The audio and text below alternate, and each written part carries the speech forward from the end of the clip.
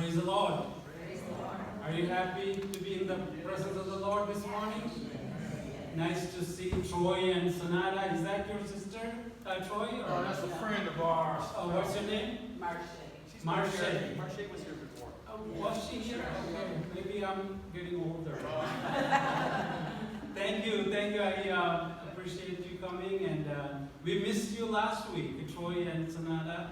But God is good, and I know Mark is not here, but we thank everyone for all those who came to Frankenmuth. We went to Frankenmuth yesterday, and we had a good time all day, and it was a nice day. A little bit warmer than what I liked, but it was good.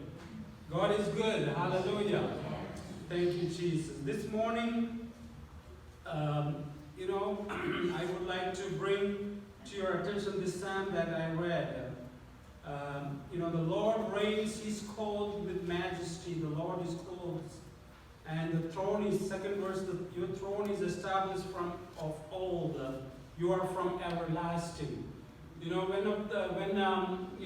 the college campuses and everything, when people have these debates about, the atheists and, God's children, they always ask, who created God? But God is from everlasting. He's the uncreated creator. Hallelujah. And there are three things. In Genesis chapter 1 and verse 1, we see, in the beginning, God created the heavens and the earth. So in the beginning, that is time, God created the heavens, that space, and the earth, that is matter. So time, space, and matter. So those are the three things that scientifically are existing. And the one who created the heavens and the earth doesn't contain inside those things. So he stands outside the time, matter, and space. Somebody was explaining that if you're making, the guy is from India, is a preacher, he was giving an example. He said, if you're making chicken curry, you don't go into the chicken curry and make it. You are outside the chicken curry when you make the curry. You are not inside it. So what has been made, God is outside time, space, and matter. So He's an uncreated God. And He's from everlasting. We see that God is from everlasting to everlasting. And His throne is established forever. And verse 3, the psalmist is saying, the floods have lifted up, O Lord. When we talk about floods in Psalms and the word of God, it's like the calamities, like the problems coming to our life. Lord, the floods have surrounded me. It came and lifted up their voice. The floods lift up their waves. But we read in Isaiah chapter 59, verse 19, that when the enemy comes in like a flood, what happens? The Spirit of the Lord, they raises up a standard. Hallelujah. So the flood that is being equated with an enemy. Hallelujah.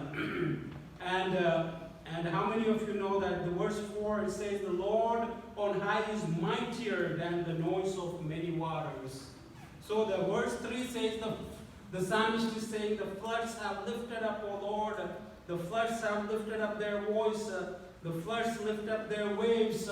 So the psalmist is getting afraid. All these things are coming up. But the next verse is a word of faith. Our Lord is mightier than the floods. I don't know what situation you are going through in your life. All of us go through different situations. So when the floods are lifting up, we need to say, our Lord is mightier than the flood. I was talking to Sam yesterday, and he's going through some health issues. And when the enemy comes in, the thought of the floods, like you are done, you are going to go back to where you were in the bad situation. But you have to say, your words should say, my Lord is greater. He's mightier than the floods. Hallelujah. And He's mightier than the noise of many waters. In Revelation chapter 1, verse 13 through 16, Apostle John sees the Lord Jesus Christ.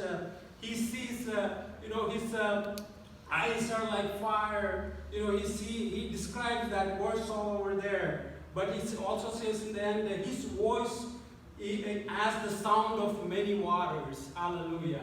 So the voice of the Lord is greater than any voice of the flood. Hallelujah. Our Lord's voice is mightier than any waters. Hallelujah. And you all know the story when Jesus Christ was going with the disciples to the other side of the sea. And there was a storm. And how Jesus slept through and he was sleeping. And the disciples woke him up. And he rebuked the wind and the waves. And everything became peaceful. So our Lord, when we feel inside us that we are being surrounded by these floods, which may be our situations when you are going through problems, it may be financial, it may be physical, it may be emotional, it may be your friends who despise you or your family, but you have to speak out and say, my Lord is mightier than the flood. My Lord is mightier than many waters. Hallelujah. Thank you, Jesus. That's the thought that I would like to bring to your attention this morning, no matter what you are going through. Because the enemy tries his best to distract us and discourage us. You know, it happens, I'm preaching to myself, it happens to every one of us in this life. Born again, child of God, we are in a fight of this kingdom of light and kingdom of darkness. And as you receive the Lord Jesus Christ, we have the victory. We know the end of the book, but we still have to go through some fight.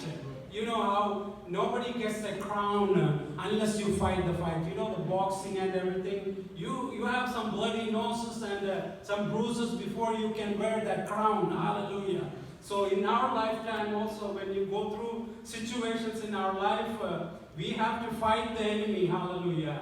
And we have to use the word of God when that discouragement comes. Hallelujah. This morning I want to encourage you with this verse that when the floods seem to come up to your neck and you feel like you're going to drown, but you have to shout and say that my Lord is mightier than many floods. His voice is as the sound of many waters. So I won't be afraid of this little flood. Hallelujah. This morning, our God is great. And hallelujah. I encourage you with this verse. And, this morning, if any one of you have any testimony, this is the time you can share the testimony. We have a few minutes. And then Pastor Jim is ready with the message. So I thank the Lord for each and every one of you.